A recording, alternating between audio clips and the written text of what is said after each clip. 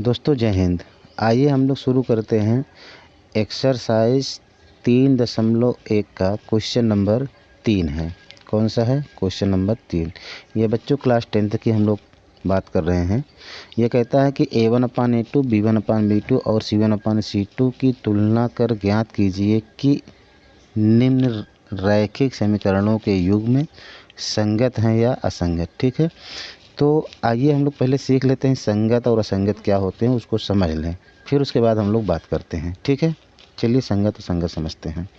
जैसे मान लीजिए कि अपने पास एक समीकरण है A1x प्लस B1y और plus C1 is equal to मान लेते हैं 0, और दूसरा है A2x plus B2y plus C2 is equal to आपके पास क्या है 0। ये समीकरण आपका 1 है और ये समीकरण आपका क्या है 2।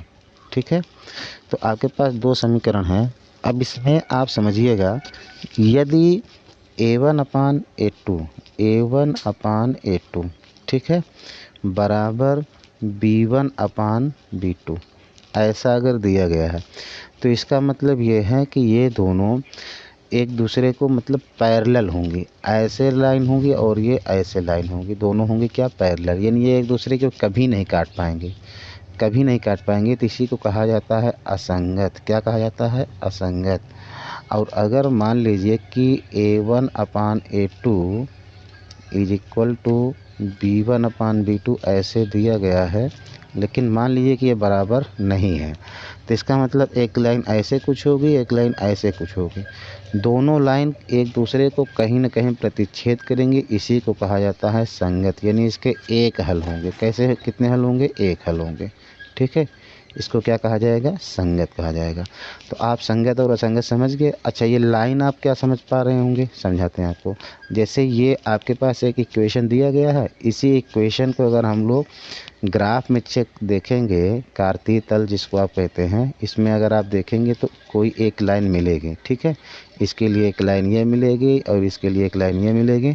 अगर ये दोनों एक दूसरे को कहीं भी प्रतिच्छेद नहीं करती हैं, तो इसका मतलब ये दोनों हो गई पैरेलल, और जब ये दोनों पैरेलल होंगे तो इसका मतलब ये असंगत रेखाएं कहलाएंगी। ठीक है, और अगर ये दोनों रेखाएं एक दूसरे को कहीं ना कहीं प्रतिच्छेद करती हैं, कहीं ना कहीं अगर प्रतिच्छेद कर रहे हैं, तो इसका मतलब ये हुआ कि ये दोनों रेखाएं संगत हैं। ठीक है, एक दूसरे को कहीं ना कहीं प्रतिच्छेद यानी साथ में हैं, कहीं ना कहीं एक दूसरे के साथ मिल रही हैं।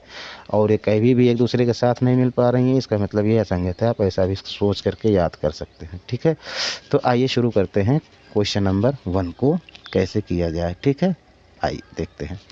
अब ये क्वेश्चन नंबर 1 आपके पास जो बताया गया है क्या है? ये 3x plus 2y, 3x plus 2y is equal to 5 है। आप चाहें तो इधर बुला लेते हैं -5 इज इक्वल टू 0, पहला समीकरण। दूसरा वाला है क्या? 2x minus 3y is equal to 7 है, तो इधर बुला लेते हैं तो -7 इज इक्वल टू क्या हो जाएगा 0। तो A1 B1 C1 A2 B2 C2 इस तरीके से होगा। तो A1/A2 निकालेंगे तो ये बनेगा क्या? 3/2। ठीक है, आगे देखते हैं B1/B2 निकालेंगे तो ये आगे क्या बनेगा? 2/-3 इस तरीके से बनेगा। ठीक है, ठीक है दोस्तों, तो यहाँ तक हम लोगों ने सीखा था कि आपके पास ये है A1/A2 इतना, B1/B2 इतना। आप बताएं कि क्या ये और ये दोनों बराबर हैं? नहीं हैं। दोनों अगर बराबर नहीं हैं, यानी A1/A2 does not equal to B1/B2। ठीक है, B1/B2। आप इस चीज़ को ध्यान से समझिए। मैंने आपको अभी सिखाया था, आपको फिर से हम दिखा दे रहे हैं, आप इसको देखिएगा। ये इसको आप देखिए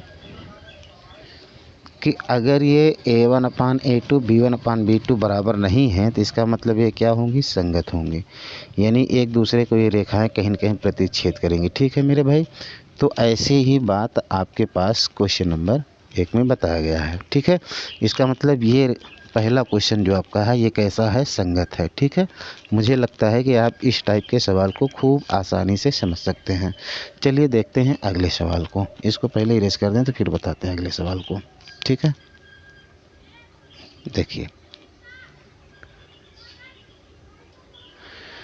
चलिए शुरू करते हैं अगले सवाल को।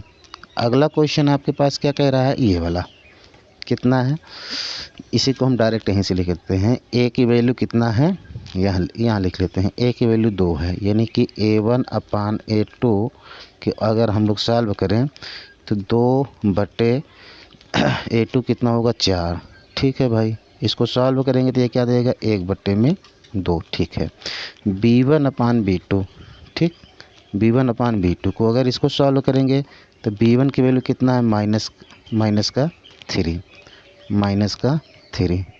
और B2 की वैल्यू कितना है, -6। तो ये माइनस से माइनस कैंसिल हुआ, 3 1 और 3 दूना 6, यानी कि ये कितना देगा आपके पास, 1/2।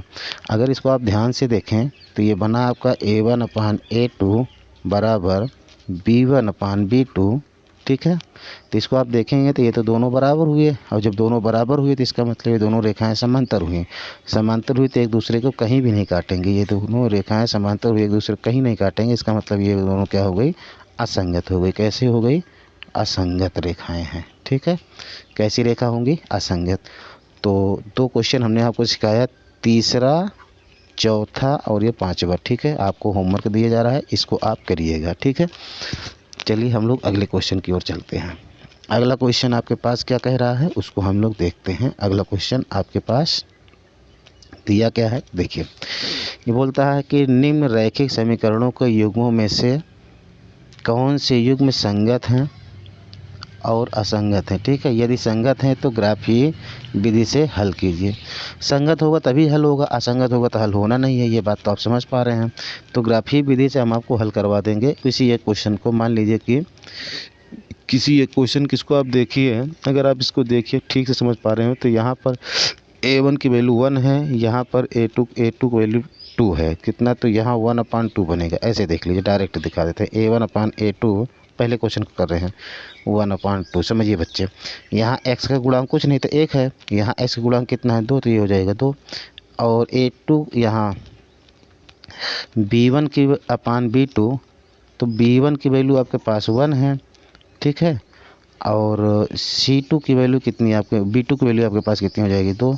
इसका मतलब ये दोनों हो जाएंगे क्या, असंगत। छोड़िए, इसको नहीं हल कर पाएंगे। ठीक है, चलिए फिर आगे वाले को देख लेते हैं। ऐसे ये भी बनेगा, तो आगे भी देखेंगे, 5/10 ये भी बन जाएगा 1/2। तो ये हो जाएगा एक दूसरे के ऐसे एक रेखा, फिर उसके ऊपर दूसरी रेखा बनेगी। ठीक है, ऐसे पहला भी बनेगा, दूसरा भी बन जाएगा। किसी एक को हल करवा, मैं आपको कौन सा हल करवा दूं, सब तो लगभग एक ही जैसे बन पा रहे हैं। आप इसको देखिए ग्राफी विधि से, आप मेरा पहला वीडियो देखिएगा, ऐसे है ऐसे है। ठीक है, तो आप इसको देखिएगा, A1/A2 B1/B2 को चेक करिएगा। जहाँ पर आपको लगेगा कि अगर ये A1/A2 does not equal to B1/B2 मिलेगा, उसी को आप ग्राफी विधि से हल करिएगा। इस पर आप ग्राफी विधि से बनाएंगे, हम आपको पहले से ऐसे ही बना देते हैं, चाहे क्वेश्चन रहे या ना रहे, आप सीख ही लीजिए इसको, फिर बेहतर तरीके सिखा ही देते हैं। देखिए, जैसे मान लीजिए कि आपके पास कोई भी क्वेश्चन हो, ये ऐसे बनाइएगा, x और ये आपका y, तो लगभग आपके पास सब जगह मिल रहा है। ये 2 दूना 4, ये 2 है, ये 4 है, ये 1 है, ये 2 है, ये मिल रहा है। इसमें भी 1/3 मिल रहा है, सब में तो मिल रहा है। सब में असंगत ही सब में है, तो संगत है ही नहीं, जाने दीजिए।